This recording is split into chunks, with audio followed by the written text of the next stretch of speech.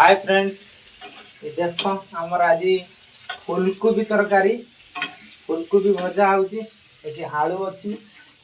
आज शुक्रवार जेहेतु आमर 3 जन छुआ कौन करते ना कहले आज माछ करिया नहीं कि मांस करिया नहीं मोनी आज सरस्वती पूजा आइंस करियानी आज आमर गोटे छुआ से बेंगल छुआ कौन से पूजा पूजा किसी मुझे जानी नहीं माछ आण ना आज सरस्वती पूजार माछ हबनी फुलकोबी करदा राति की पालंग आलू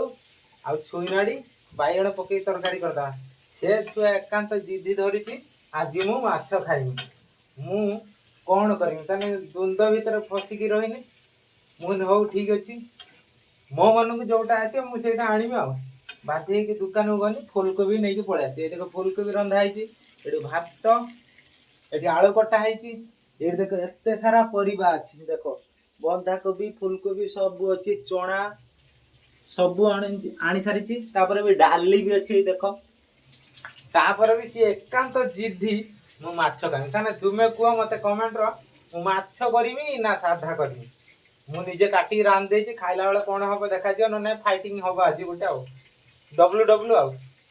रोजी बाय।